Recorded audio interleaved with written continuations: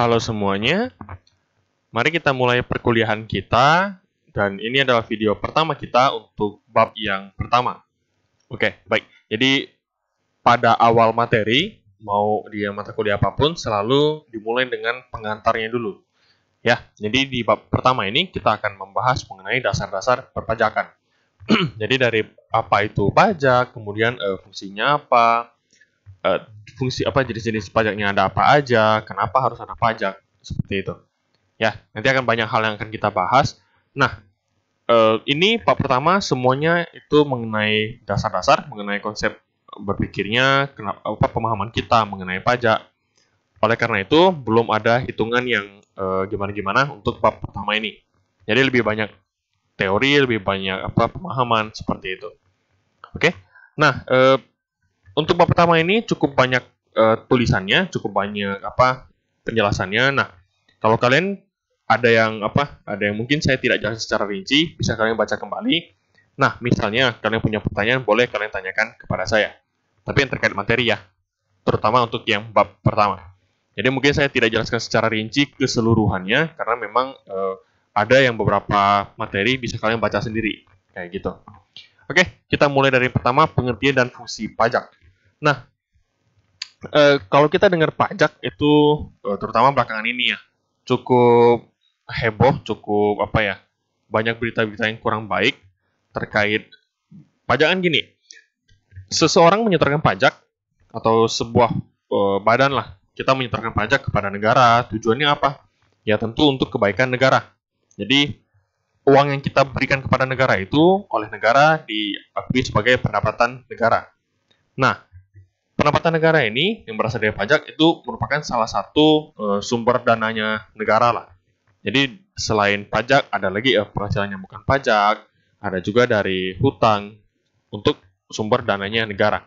Nah, dana ini harusnya di mana? Yaitu dialokasikan untuk biaya-biaya negara.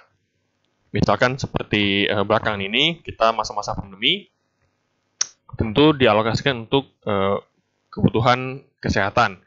Misalnya untuk vaksin, untuk imunisasi, untuk terkait penanganan COVID. Nah, ada juga dialokasikan untuk anggaran infrastruktur, pembangunan jalan, perbaikan jalan, ya, dan lain sebagainya. Masih banyak departemen, masih banyak alokasi-alokasi lain yang menggunakan dana dari pajak kita. Nah, kalau begitu kan normal. Jadi uang yang kita setorkan masuk ke negara, kemudian negara mengalokasikannya lagi dalam bentuk misalnya pembangunan jalan. Nah, kita juga merasakan manfaatnya. Contoh kayak Jalan Ayani cukup mulus, cukup baik jalannya, tidak ada yang berlubang gimana. Kalau ada pun cepat ditangani. Kalau ngomong jalan raya ya.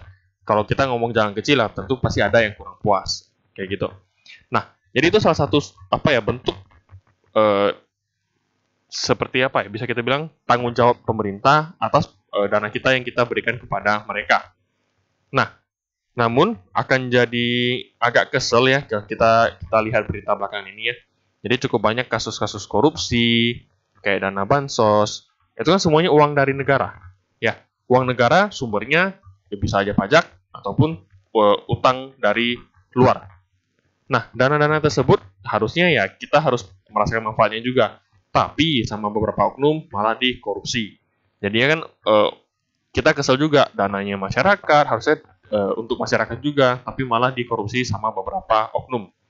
Nah, maka hal tersebut agak disayangkan, tapi ya mau gimana lagi, itulah negara kita masih belum bisa ditangani dengan maksimal lah terkait korupsi ini. Oke, jadi kembali lagi ke materi kita. Nah, pajak itu sendiri apa sih? Jadi, pajak adalah kontribusi wajib kepada negara yang terutang oleh orang pribadi atau badan. Jadi yang harus bayar pajak siapa? Ya kita sebagai orang pribadi atau perusahaan. Oke, yang bersifat memaksa. Ya, bersifat memaksa. Jadi pajak itu mau dibilang sukarela, enggak juga. Ya, karena pajak sifatnya memaksa. Kenapa memaksa? Kalau kamu tidak bayar, pasti ada sanksinya. Ya, contoh kita pajak pribadi deh, kita karyawan tetap misalnya. kita berkewajiban untuk lapor SPT setiap tahunnya, paling lambat itu bulan Maret tahun depannya. Kalau kita enggak lapor, walaupun kamu nihil ya, walaupun kita tidak perlu bayar apapun, tapi kalau kamu tidak lapor, cuman nggak lapor nih, akan dikirim surat cinta dari kantor pajak. Ya, bukan surat cinta beneran sih, itu surat kayak apa ya, tagihan denda. Jadi, kamu diminta bayar, kalau dulu sih 100.000. Hanya karena kamu tidak lapor SPT. Bukan kamu ngutang nih, tapi kamu tidak lapor. Ya, apalagi kalau kamu berhutang. Kalau kamu ada pajak yang belum kamu selesaikan, yang harusnya kamu setor, tapi belum kamu tuntaskan, belum kamu setorkan. Itu biasanya akan dikenakan bunga lagi. Kayak gitu. Oke, jadi bersifat memaksa berdasarkan undang-undang. Jadi ada peraturannya. Dengan tidak mendapatkan imbalan secara langsung. Oke, jadi tidak mendapatkan imbalan secara langsung. Contoh, misalnya kalau kita ke salon lah. Kita bayar nih tukang guntingnya. Kita mendapatkan imbalan secara langsung nggak? Jawabannya adalah iya. Kita bayar orangnya langsung guntingin kita. Ya, jadi kita bayar orang ini, bayar si tukang gunting ini, dan dia langsung memberikan jasanya, yaitu dia menggunting rambut kita. Itu dinamakan imbalan secara langsung. Kalau pajak itu tidak. Jadi kita setorkan nih ke negara. Nah, imbal baliknya apa? Secara langsung tidak ada. Jadi kita nggak bisa lihat, oh, misalnya kita ke kantor pajak deh. Ini saya setorkan, misalnya ya, kalau zaman sekarang sih udah online. Kalau misalnya kita menyetorkan uang kita ke kantor pajak, kita setorkan nih, misalnya 1 juta. Nah, kita nggak mungkin balik-balik dapat tukaran, misalnya dapat baju, dapat tas, itu nggak mungkin. Ya, karena ini setoran ke negara yang bersifat tidak mendapatkan imbalan secara langsung. Nah, imbalannya itu bagaimana Pak berarti? Nah, imbalannya ini dalam berupa, contoh kayak kita lewat jalan Ayani yang tadi lah. Jalannya mulus. Nah, itulah imbalan secara tidak langsungnya. Jalannya siapa yang bikin? Siapa yang tambal? Siapa yang mulusin? Siapa yang aspal? Tentu pemerintah, tentu negara. Kayak gitu. Nah, di sini juga dikatakan dana yang kita setorkan itu digunakan untuk keperluan negara bagi sebesar-besarnya kemakmuran rakyat. Oke. Lanjut. Ini mengulang sedikit. Di sini penting untuk kita memperhatikan terdapat kata tidak mendapatkan imbalan secara langsung. Yang berarti kita tidak dapat menuntut pengembalian secara langsung atau menuntut manfaatnya langsung pada saat itu juga setingkat dengan yang telah kita kontribusikan kepada negara. Oke, jadi seperti itu ya. Jadi intinya pajak adalah sesuatu yang harus kita bayarkan, tapi atas beberapa kegiatan tertentu sih. Kalau kita nggak ngapain, cuma di rumah, nggak kerja, nggak apa ya, nggak perlu bayar pajak. Kayak gitu ya. Paling kamu punya motor, pajak kendaraan. Kamu punya rumah ya PBB. Kayak gitu. Nah, kembali lagi. Jadi, simpelnya seperti itu. Pajak adalah kontribusi dari kita, sesuatu yang harus kita bayarkan kepada negara, tentu berdasarkan undang-undang yang telah diatur. Dan sifatnya memaksa. Kalau kita nggak bayar, pasti ada sanksinya. Nah, uang ini masuk ke negara, fungsinya apa? Yaitu nanti akan digunakan sama negara untuk dikelola, dialokasikan, didistribusikan kepada beberapa bagian yang nantinya kita juga pasti merasakan manfaatnya, namun secara tidak langsung. Ya. Contoh lah, kayak misalnya vaksin, itu kan gratis. Kayak misalnya di puskesmas gitu, kan beberapa ada yang gratis, kayak imunisasinya, pengobatannya, segala macam. Membantu rakyat miskin, bantuan sosial, bantuan bencana alam, kayak gitu. Oke, lanjut lagi. Fungsi utama pajak ada 2, yaitu fungsi anggaran atau budget ya, dan fungsi reguleran atau fungsi mengatur. Nah, fungsi budgeter kita baca dulu. Dalam hal ini berarti pajak berfungsi sebagai sumber dana utama, ya, sumber dana utama. Jadi sumber penghasilan atau kita bisa bilang sumber pemasukan lah negara. Salah satunya dari pajak. Yang diperuntukkan untuk membiayai pengeluaran pemerintah, baik pengeluaran rutin maupun pengeluaran pembangunan. Oke, pengeluaran rutin merupakan semua pengeluaran negara untuk membiayai tugas-tugas umum pemerintahan dan pembangunan baik pusat maupun daerah, serta untuk memenuhi kewajiban atas utang dalam negeri maupun luar negeri. Simpelnya ya seperti gaji PNS, nah itu semua kita yang bayarkan sebenarnya. Ya. Tapi secara tidak langsung, karena kita bayarnya ke negara. Negara kelola, ya salah satunya untuk membiayai gaji para PNS yang bekerja pada negara. Lanjut, ada pengeluaran pembangunan, ya merupakan semua pengeluaran negara untuk membiayai proyek-proyek pembangunan. Kayak gitu. Oke, lanjut lagi. Nah, itu tadi kan fungsi budgeter yang pertama. Kedua, fungsi reguleran. Fungsi reguleran dalam hal ini pajak berperan sebagai alat untuk mengatur atau melaksanakan kebijakan di bidang ekonomi dan sosial. Sebagai contoh, untuk peran pajak dalam fungsi ini adalah pemerintah bisa menurunkan atau menaikkan bea masuk dan pajak impor untuk mengendalikan jumlah produk impor di dalam negeri maupun mendorong produksi di dalam negeri. Dengan kata lain, besaran pajak bisa disesuaikan untuk mengendalikan kondisi ekonomi dan sosial di suatu negara. Jadi simpel, misalnya di Indonesia cukup tinggi ya untuk tingkat impornya. Jadi rata-rata barang itu ada barang konsumsi, barang kebutuhan sehari-hari, banyak yang diimpor dari luar. Nah, efeknya apa? Jadi ini agak panjang ya rantainya. Jadi kalau kita impor dari luar, otomatis banyak masyarakat yang akan membeli barang impor tersebut. Banyak yang mengkonsumsi barang impor tersebut. Efeknya adalah barang-barang lokal atau barang-barang dalam negeri itu agak tertinggal. Peminatnya kurang. Nah, mungkin salah satu cara untuk menanganinya adalah dengan cara menaikkan pajak impor, menaikkan bea masuk, bea cukainya. Jadi, barang dari luar Indonesia, untuk masuk ke Indonesia, itu tentu harus bayar pajak yang lumayan gede, bea cukai yang lumayan gede. Tujuannya apa? Agar orang bakal mikir, oh mau kirim ke Indonesia, kayaknya agak gede ya biayanya, ya udahlah, nggak usah lah. Nah, ketika saat itu terjadi, maka tingkat impor dari barang dari luar untuk masuk ke Indonesia akan lebih kita tekan, lebih menurun. Tujuannya apa? Agar konsumsi barang-barang lokal di negara kita itu bisa lebih berkembang, bisa meningkat kayak gitu. Efeknya apa? Kalau barang dalam negeri kita banyak yang gunakan, banyak yang konsumsi, banyak yang beli, itu kan kebaikannya juga berpengaruh kepada negara kita. Pemasukan negara lebih tinggi, kemudian kita nggak usah impor-impor dari luar, nggak perlu ngutang ke pihak luar, kayak gitu. Itu adalah fungsi reguleran. Nah, kita lanjut, ada asas pemungutan pajak yang berikutnya. Ada yang ini menurut Adam Smith dalam bukunya Wealth of Nations. Nah, ini ada 4 asas dalam pemungutan pajak. Ada equality, asas certainty, ada asas convenience of payment, dan asas efisiensi. Nah, asas equality.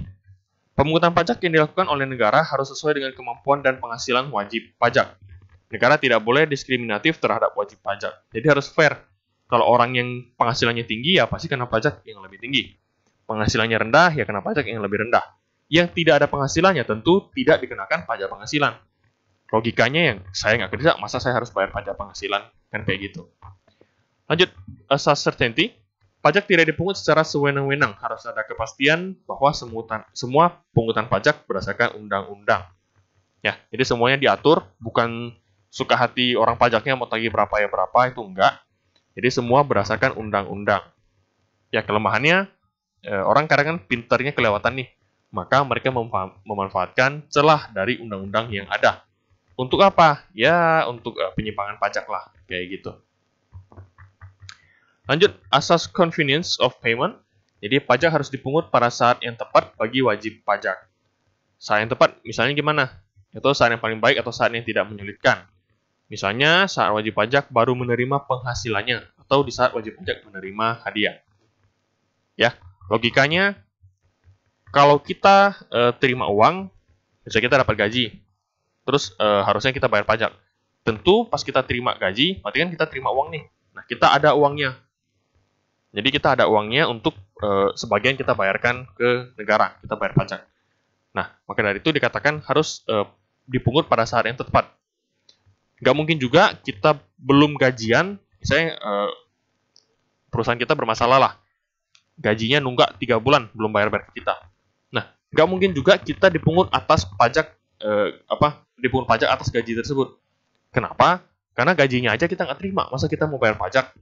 Jadi ibaratnya udah udah nggak dapat duit, malah harus keluar duit lagi, ya, tekor kuadrat itu jadinya. Oke, lanjut, asas efisiensi. Nah, asas efisiensi maksudnya biaya pemungutan pajak diusahakan sehemat mungkin, di mana biaya pemungutan pajak harus lebih kecil dari pajak yang diperoleh. Maksudnya gimana? Contoh, untuk seorang yang bekerja di Dijen Pajak, ya, di kantor pajak. Nah, kalau misalnya ada yang kurang bayar nih pajaknya nih, contoh saya lah, misalnya saya kurang bayar pajak 100.000, cuman 100.000. Nah, jadi si orang ini harus mikir, kalau dia mau nagih saya 100.000 misalnya, effort apa atau usaha apa yang harus dia keluarkan. Oke, kalau dia hanya kirim surat, oke lah, kirim surat nggak seberapa, mungkin pakai pos, biaya kirimnya berapa ribu doang. Ngeprint pakai amplop mungkin nggak sampai 10.000. Jadi total paling biaya yang dikeluarkan ya paling cuma belasan ribu lah untuk tagih kekurangan bayar saya yang 100.000 itu. Oke, berarti itu nggak masalah. Dia bisa nagih saya 100.000 dengan mengeluarkan biaya hanya belasan ribu. Itu masuk akal, normal.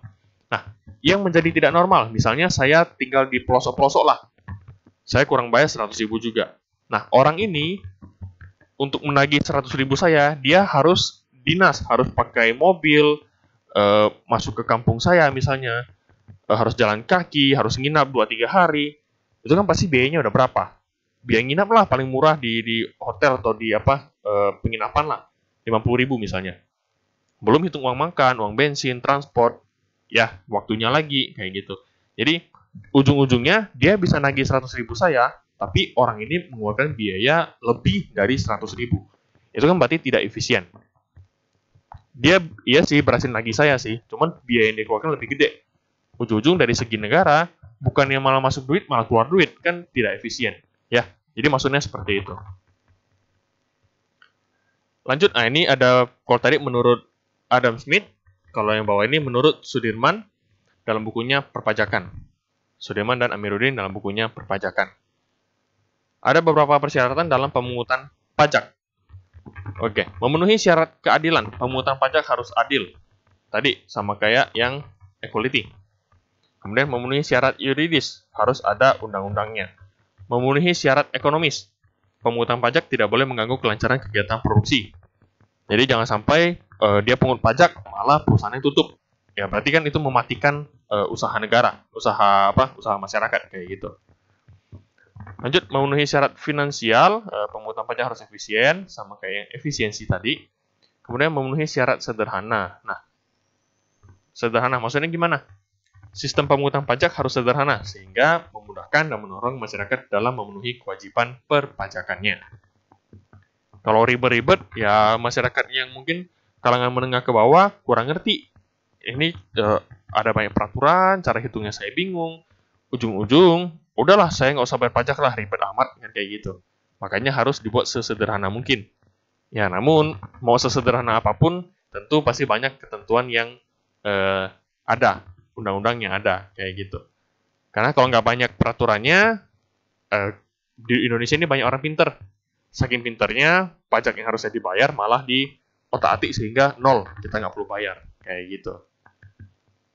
Pak, emang ada yang kayak gitu? Ya, tunggu sampai kamu bekerja lah.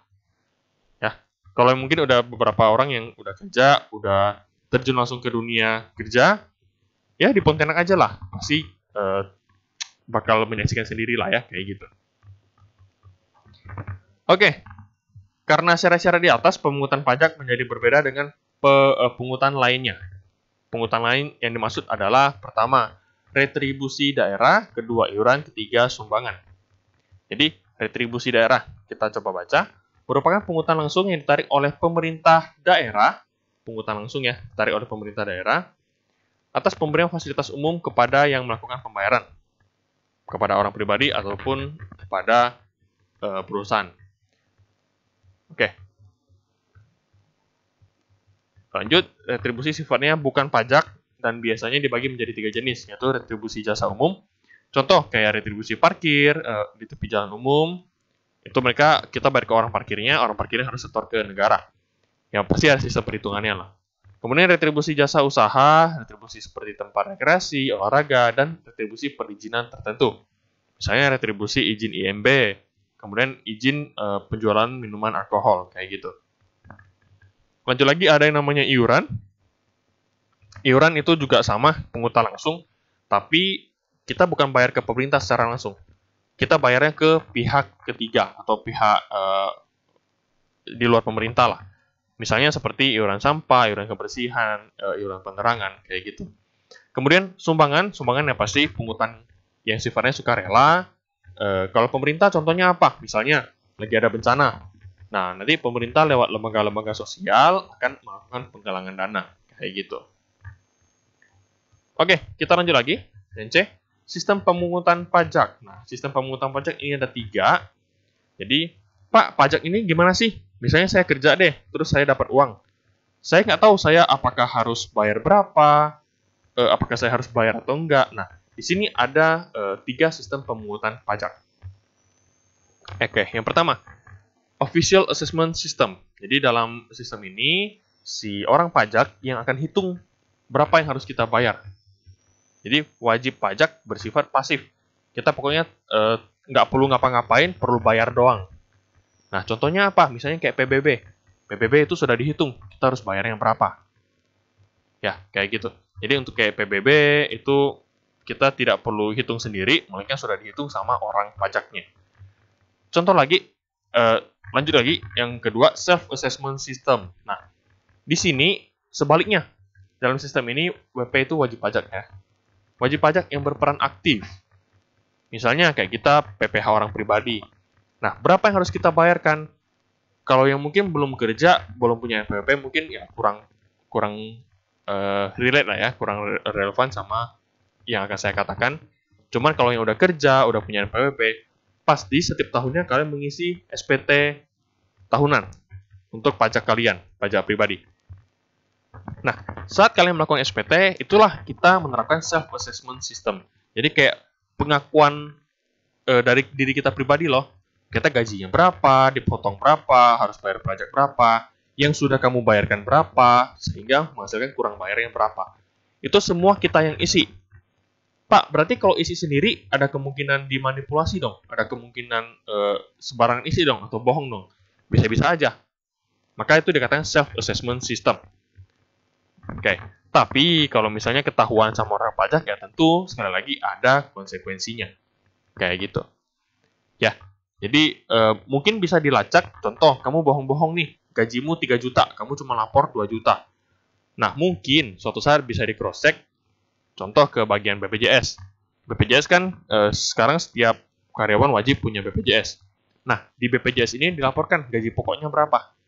Nah, mungkin nanti bakal ada satu saat lah, misalnya negara udah makin baik, semua sistem sudah terintegrasi dengan baik, maka bisa di cross-check. Oh, di BPJS kamu lapornya 3 juta kok gaji per bulannya. Kok di pas SPT pribadi, pas yang pelaporan pajak ini, kamu lapornya hanya 2 juta per bulan. Berarti ada yang tidak matching. Nah, itu bisa aja ketahuan dan kena sanksi. Tapi ya kalau kita nihil, kita nggak ada kurang bayar, ya sekali lagi, walaupun kamu bohong-bohong, ya dia kembali ke asas efisiensi. Ya, yang tadi ini, asas efisiensi. Walaupun kamu bohong-bohong, ya tapi ujung-ujung kamu juga tidak ada kurang bayar, kamu juga kurang bayar. Orang sebutnya nihil ya, nihil. Atau misalnya 0. Atau tidak perlu ada yang dibayarkan oleh si wajib pajak tersebut.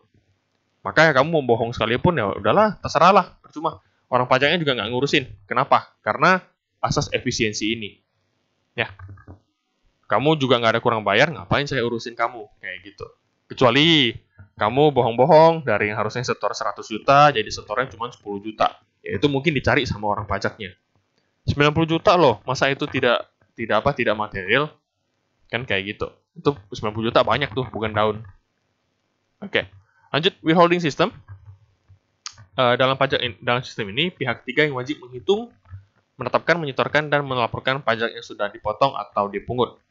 Fiskus atau orang pajak, dan wajib pajak bersifat pasif. Nah, contoh sistem ini adalah pihak perusahaan, pemberi kerja, berkewajiban menghitung, menyetorkan, dan melaporkan PPh pasal 21 milik pegawainya. Jadi, kalau kita tadi saya ngomongkan karyawan, nah, mungkin ada beberapa yang seperti ini ya. Kamu gaji 5 juta. gaji 6 juta lah. Gaji 6 juta, perusahaan bayar kamu full 6 juta. Nah, nanti kamu sendiri yang hitung sendiri, terus setorkan ke negara sendiri untuk PPh pasal 21-nya. Oke. Nah, kalau withholding system itu berbeda. Jadi, kamu gajinya 6 juta nih. Dan harusnya kamu kan dipotong pajak. Nah, pajak tersebut dihitung oleh perusahaan langsung. Jadi, si perusahaan hitungkan pajaknya kamu, dan perusahaan juga langsung potong. Jadi, yang kamu terima bukan 6 juta lagi, melainkan udah 5 juta sekian setelah dipotong pajak. Nah, pajak ini yang sudah dipotong oleh perusahaan wajib disetorkan kepada negara oleh si perusahaan tersebut. Nah, ini disebut withholding system. Kayak gitu. Oke, lanjut lagi bagian D, stelsel pajak. Merupakan suatu sistem yang digunakan untuk menghitung pajak yang harus dibayar oleh wajib pajak. Ada 3, stelsel nyata, fiktif, dan campuran. Kalau stelsel nyata, jadi pengenaan pajak berdasarkan keadaan sebenarnya dari penghasilan yang diterima pada suatu tahun pajak, sehingga pemungutan pajak dilakukan pada akhir tahun pajak. Jadi misalnya untuk periode 1 tahun kamu hanya perlu bayar 1 kali. Ya, pas kapan? Yaitu pas akhir tahun pajak. Pas akhir tahun lah, akhir periode pajak kamu. Atau intinya kamu harus bayar sebelum kamu lapor SPT. Kayak gitu. Jadi dibayar di akhir sekali aja. Nah, stelsel fiktif. Pengenaan pajak berdasarkan asumsi bahwa penghasilan yang diterima oleh wajib pajak sama dengan penghasilan tahun sebelumnya. Dalam stelsel ini, pajak dapat dibayar tanpa harus menunggu sampai akhir tahun. Dan pajak yang dibayar tidak berdasarkan penghasilan nyata yang diterima. Jadi, kalau stelsel nyata, kita bayar hanya sekali pada akhir tahun. Kalau stelsel fiktif, kita bayarnya bukan akhir tahun, tapi setiap bulan. Ya, kita bayarnya itu setiap bulan dengan dasar apa? Dengan dasar penghasilan tahun sebelumnya. Biasanya tahun sebelumnya kita kena pajak 50 juta deh.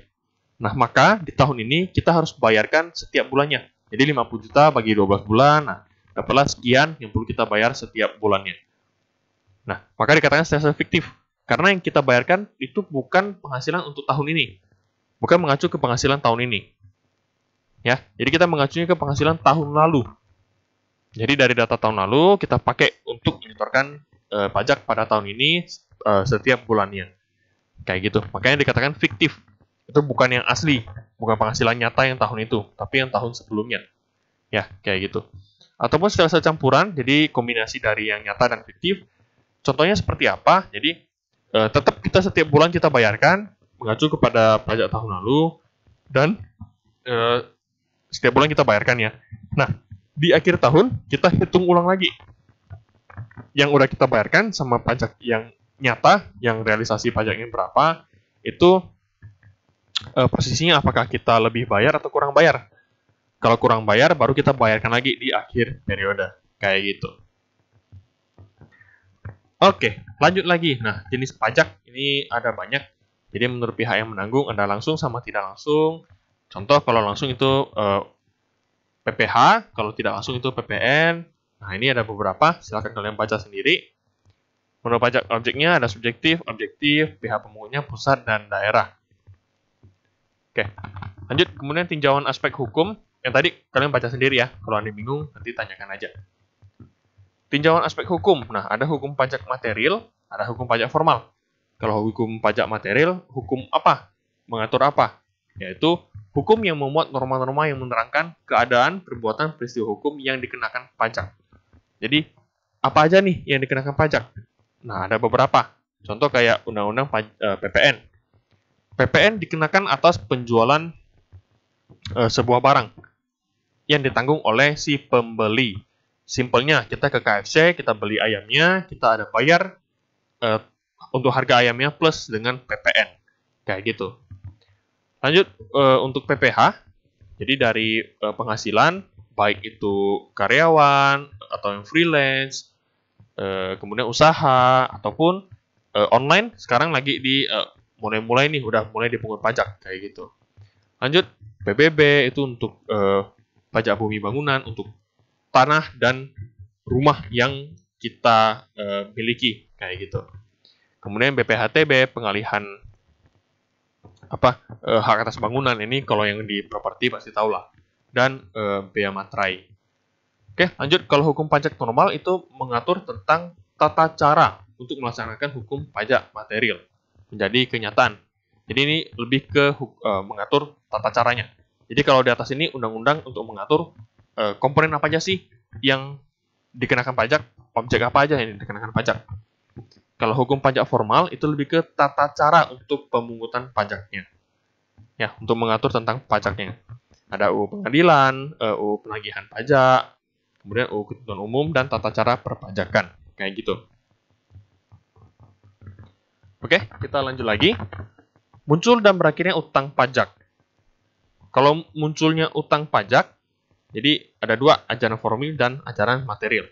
Kalau formil, merupakan ajaran yang menyatakan utang pajak timbul karena dikeluarkannya surat ketetapan pajak oleh kantor pajak. Ya, oleh Dirjen Pajak. Nah, ajaran ini diterapkan pada Official Assessment System. Ingat, Official Assessment System berarti yang nagih atau yang hitung-hitung kita perlu bayar pajak berapa adalah si fiskus atau orang pajaknya atau kantor pajaknya. Kalau ajaran material merupakan ajaran yang menyatakan utang pajak timbul dikarenakan berlakunya undang-undang, sehingga seseorang dikenakan pajak karena suatu keadaan dan perbuatan. Ajaran ini diterapkan pada self-assessment system. Contoh, karena undang-undang ada yang mengatur mengenai pajak penghasilan nih, mengenai mana tadi? Nih, UU penghasilan, PPh. Maka saat kita menerima penghasilan, nah itu kan suatu keadaan dan perbuatan. Kita menerima penghasilan, keadaannya atau perbuatannya adalah kita menerima penghasilan. Maka kita harus menghitung atau kita pada saat kita menerima penghasilan itu sudah muncul utang pajak sebenarnya. Ya, tinggal kita mau hitung atau enggak, tergantung kita sadar atau enggak, kayak gitu. Berakhirnya utang pajak ada beberapa kondisi. Ya paling simpel yang kita bayar. Kalau kita bayar berarti ya kita udah tidak utang lagi ke orangnya, ke kantor pajaknya, ke negara. Atau ada yang namanya kompensasi oleh si kantor pajaknya, atau pajak utang kita itu sudah kadaluarsa, udah lewat. Tapi yang nggak bisa seenak itu juga sih. Masa kamu nggak bayar pajak 10 tahun dianggap udahlah lewat lah, nggak bayar pajak 5 tahun dianggap udahlah nggak usah bayar lagi. Ya nggak seenak itu juga, pasti ada beberapa pertimbangan. Oke, kemudian pembebasan dan penghapusan pajak.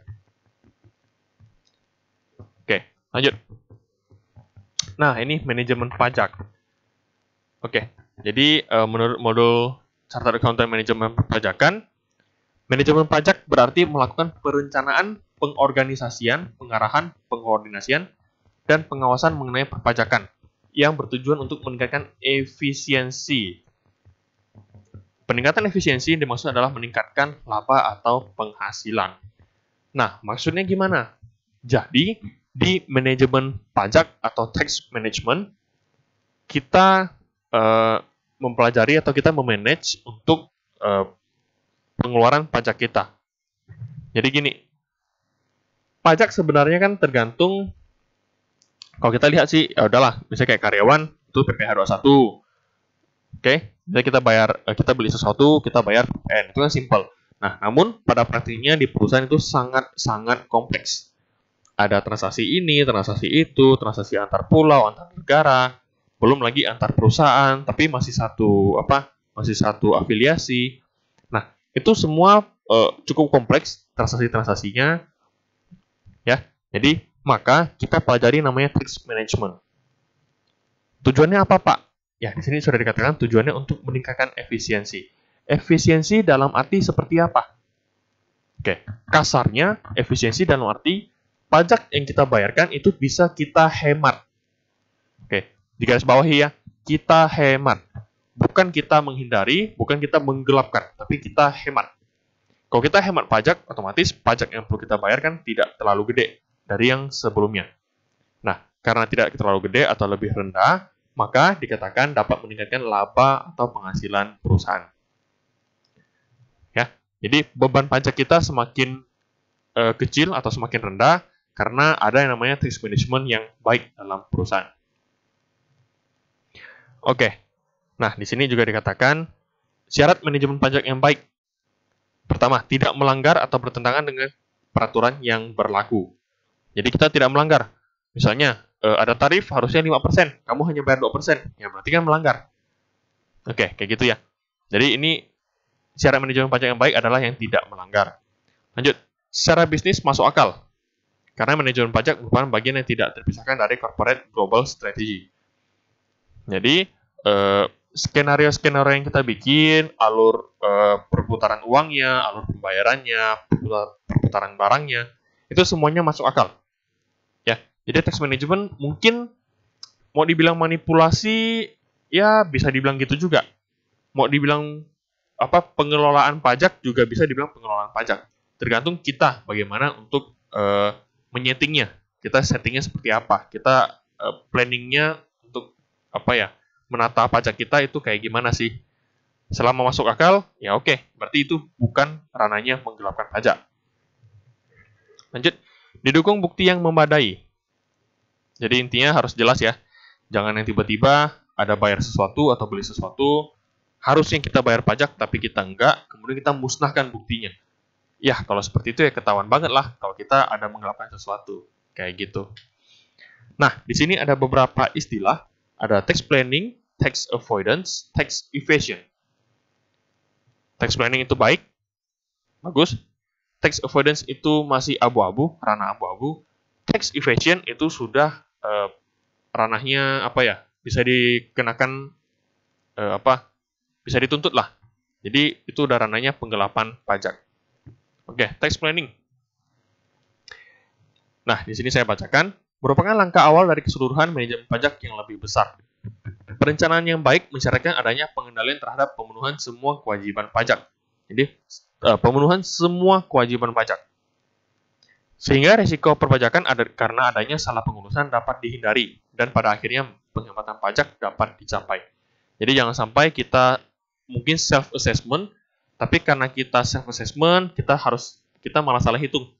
Harusnya kita nggak perlu bayar, namun karena kita kurang ngerti, kurang paham, udahlah kita hitung-hitung aja, kemudian kita bayar ke negara. Padahal seharusnya kita nggak perlu bayar. Ya, terjadi karena apa? Karena kurangnya informasi, kurangnya edukasi mengenai perpajakan. Maka penting untuk kita namanya tax planning. Oke, lanjut. Nah, tax avoidance dan tax evasion. Penghindaran pajak dan penyelundupan atau penggelapan pajak. Oke.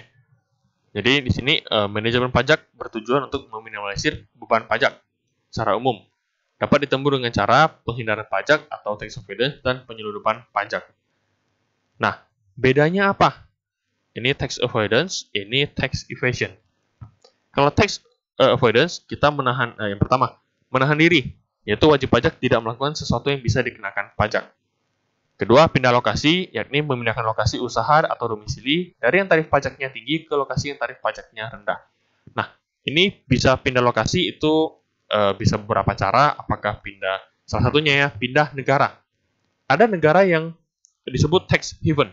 Jadi di negara itu bisa dibilang sama sekali tidak dikenakan pajak. Kalau kita Indonesia ya apa-apa masih dikenakan pajak. Penghasilan kena pajak, beli barang kena PPN, kan kayak gitu. Ada negara yang tax haven, nanti bisa kalian cari sendiri. Nah, kalau misalnya dirasa perlu untuk menghemat pajak sampai pindah lokasi ya boleh-boleh aja. Tentu dengan pertimbangan yang matang. Lanjut, penghindaran pajak secara yuridis.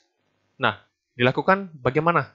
Jadi hal ini bisa dilakukan dengan memanfaatkan kekosongan atau ketidakjelasan UU atau loopholes. Jadi ada celah lah, ibaratnya kayak gitu. Ada celah dalam undang-undang, nah kita manfaatkan untuk menghemat pajaknya kita.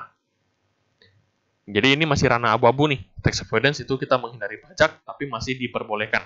Masih daerah abu-abu lah, mau dibilang salah juga nggak bisa, mau dibilang benar juga ya ada menghemat sih, kayak gitu. Lanjut, tax evasion. Nah, ini yang kurang ajar nih, ini tidak boleh. Pertama, mengurangi atau menghapus atau memanipulasi utang pajak atau meloloskan diri untuk tidak membayar pajak sebagaimana yang telah terutang menurut aturan perundang-undangan. Ya, jadi tax evasion intinya dia melawan peraturan pajak, dia tidak menurutinya atau dia memanipulasi. Jadi ada laporan keuangan seperti ini misalnya, dimanipulasi setengah mati agar dia misalnya loss atau labanya atau gainnya cuma sedikit agar tidak bayar pajak. Nah, itu bisa dibilang text evasion jika dilakukan seperti itu. Oke ya, jadi ada 3, text planning, avoidance, dan text evasion. Text planning itu hal yang bagus, hal yang baik, dan patut dilakukan dalam perusahaan. Text avoidance ya abu-abu sih, tapi boleh kita pelajari. Ya, tentu tujuannya untuk menghemat pajak, tapi dengan cara yang legal, dengan cara yang mau dibilang salah juga nggak salah, kayak gitu. Kalau tax evasion jangan dilakukan karena bisa masuk ke ranah hukum, bisa pidana, bisa di penjara juga, ya kayak gitu. Oke, jadi pembahasan kita untuk materi sudah selesai. Jika ada yang kalian mau tanyakan, silakan tanyakan kepada saya, tentu terkait materi yang bab 1. Jadi kadangkala pertanyaan mahasiswa ini agak unik. Dia merembetnya ke ranah pekerjaan dia pribadi, ya, pajak bosnya misalnya, tapi ditanyakan kepada saya. Nah, kita pelajari di kuliah, boleh sih kalian boleh nanya saya, tapi ini step by step. Karena materi kita banyak, misalnya kalian tanya PPh 21, padahal ini baru materi bab pertama. PPh 21 ada di bab berikutnya, kayak gitu. Jadi kecepatan, tidak sesuai topik yang sedang kita bahas. Tapi intinya untuk materi kita ini, kalau misalnya kalian ada yang bingung, ada yang kurang jelas, silakan kalian tanyakan kepada saya. Oke, jadi materi kita udah selesai. Nah, ada soal latihan nih, 3 soal. 1, 2, dan 3.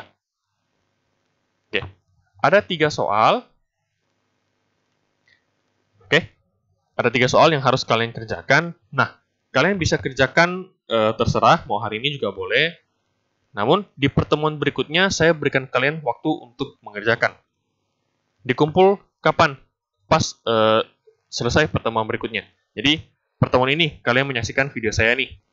Oke, kemudian setelah itu kalian tahu bahwa kita ada soal latihan. Atau saya sebutnya exercise yang pertama. Nah, kumpulnya kapan? Yaitu kumpulnya di akhir pertemuan berikutnya. Contoh, kita berarti hari Selasa kalau nggak salah. Pokoknya pertemuan berikutnya lah. Ya, misalnya ada kelas yang bukan Selasa juga nggak apa-apa. Pokoknya pertemuan berikutnya, misalnya kalian masuk jam 5, selesai 6.15 berarti kan. Jadi, kalian pertemuan berikutnya diberikan waktu dari jam 5 sampai 6.15 untuk mengerjakan. Kumpulnya jam berapa? Yaitu jam 6.15 pada hari itu juga. Ya, saya sih maunya infokan di pertemuan berikutnya. Cuman biar misalnya ada yang sempat, ada yang mau kerjain dulu boleh. Jadi tidak buru-buru. Ya. Jadi intinya ini soal latihan dikerjakan pada pertemuan berikutnya dan dikumpulkan juga pada akhir jam perkuliahan. Kayak gitu ya. Selamat mengerjakan. Tidak perlu takut salah atau benar, yang penting kalian kerjakan mandiri. Tuangkan apa yang ada di benak kalian, apa pendapat kalian yang terbaik, menurut kalian yang paling benar. Kalian tuliskan dengan jelas, kemudian kalian submit ke Google Classroom. Jadi seperti itu untuk materi bab pertama. Oke, semoga bisa dipahami. Jika ada yang kurang jelas, silahkan ditanyakan. Ya, saya akhiri video ini sampai di sini. Terima kasih.